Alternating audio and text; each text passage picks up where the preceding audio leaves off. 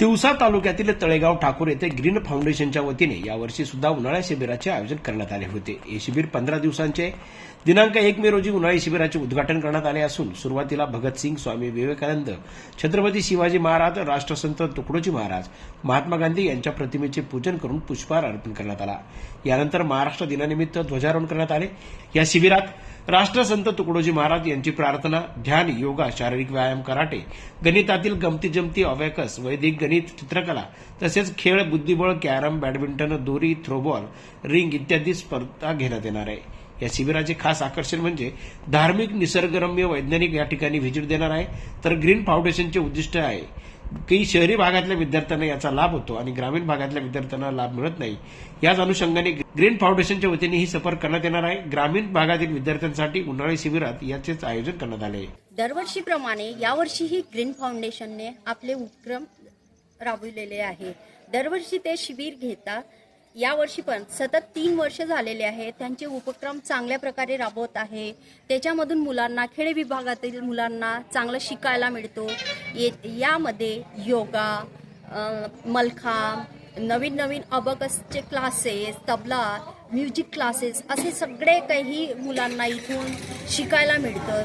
हे आधी शिकायला मिळत नव्हतं, पण ग्रीन फाउंडेशन हे जे आहे नवीन नवीन उपक्रम घेऊन येऊन राहिले, त्यामुळे मुलांना सगळं काही शिकायला मिळतो। आणि तसेच आज महाराष्ट्र दिनानिमित्त सर्वांना हार्दिक शुभेच्छा ग्रीन फाउंडेशनकडून। आणि ग्रीन फाउंडेशन असेच नेहमी उपक्रम राबवित राहो अशा मी त्यांना सदिच्छा देते। आज आमच्या इथे तळेगाव ठाकूर येथे उन्हाळी शिबिर, सुसंस्कार शिबिर हे सुरू करण्यात आलेलं आहे। दरवर्षी 1 तारखेपासून तर 15 तारखेपर्यंत हे शिबिर असते।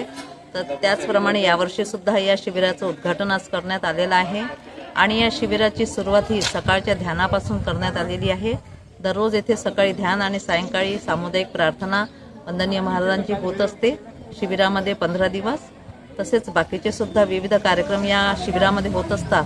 आमच्या या ग्रामीण विभागातील विद्यार्थ्यांना बाहेरगावी दिवसा किंवा मोजरीला जाऊन वाहनाची व्यवस्था करून त्यांना शिबिरामध्ये जाण्याचं तेवढं त्यांच्याजवळ सामर्थ्य नसतं आणि म्हणूनच त्याकरताच आम्ही सर्व ग्रीन फाउंडेशनतर्फे, NGO तर्फे तसेच सर्व गावातील ज्येष्ठ नागरिक, आम्ही समाजसेवक असं सर्वांनी मिळून या सुसंस्कार शिबिराचं येथे आयोजन करण्यात आलेलं आहे। 4-5 वर्ष झाले आम्ही हे आयोजन करत असतो आणि त्याचं उद्घाटन आज या 1 मे महाराष्ट्र दिन या दिवशी याचं झालेलं आहे।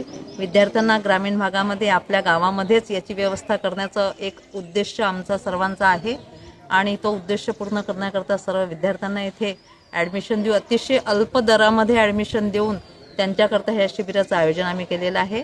आणि या शिबिराच्या माध्यमातून त्यांचा सर्वांगीण विकास करण्याचा प्रयत्न आम्ही सतत करीत असतो। तोच प्रयत्न आज इथे होत आहे आणि आज या शिबिराचं उद्घाटन इथे झालेलं आहे असं मी जाहीर करतो। जनजागर मराठीसाठी दिनकर सुंदरकर, अमरावती।